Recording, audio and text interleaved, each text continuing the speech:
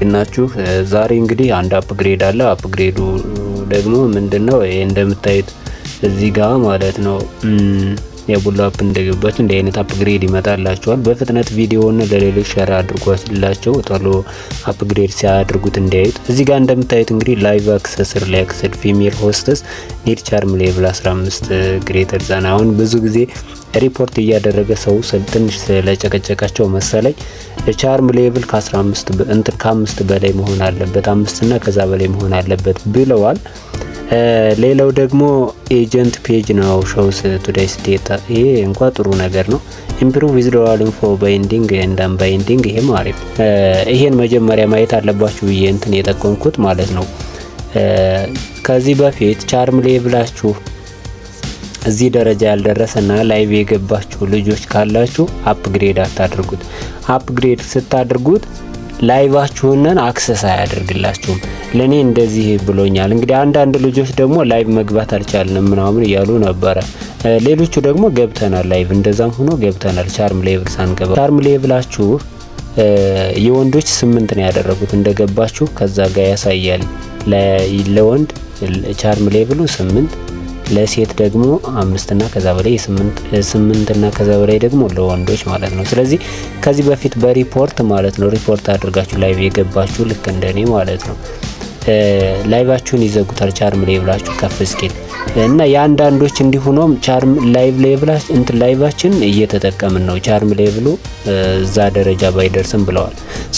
ለማንኛውም ሪፖርት አድርጋችሁ ላይቭ የተከፈተላችሁ አሁን እንደዛ አታርጉት፣ አፕግሬድ አታርጉት። ላይቭን ነው የሚዘጋባችሁ። ሜቢ የኔን እንደዛ ስላደረገ ማለት ነው። እሺ ሌላው ደግሞ ሴትአፕ ያደረጋችሁ እንትኑን ይሄንን በማነው ዊዝድሮዋል አካውንት ባንክ ምናምን ሴትአፕ ያደረጋችሁ በደንብ ምንም አያስፈልግም አፕግሬድ ማድረግ። ለምሳሌ ደስ የሚል ነገር አለው አክቹአሊ። ለምሳሌ እንደዚህ ልትገቡ ስትሉ ምርጫ ያደርጋል ቻትሩን እና ላይቭ ስትሪሚንግ ሩም ይላል።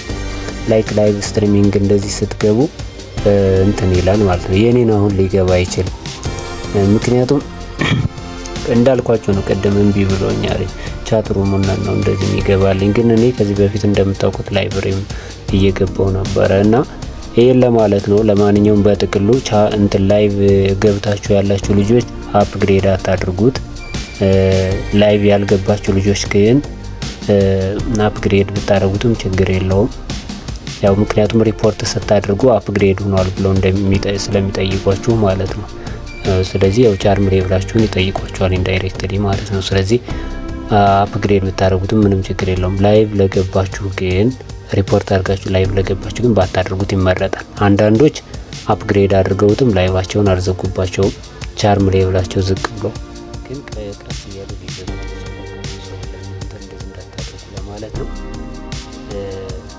እንደገና ለምሳሌ የባንክ ሁኔታን አስመልክቶ በደንብ ካደረጋችሁት ብዙም አስፈላጊ አይደለም አፕግሬድ ማድረጉ። አፕግሬድ አለማድረጉ በጥቅሉ ከዚህ ላይ ይሻላል። ፍራውድ ሪፖርቲንግ ናው ሰፖርት ላይ በዚህ በፊትም እንደዛ ነበረ። እንዴት ይሄን ጨመር እንዳሉ አልገባኝም። ለማንኛውም 1.39.1 ቨርሽን ነው ይሄኛው።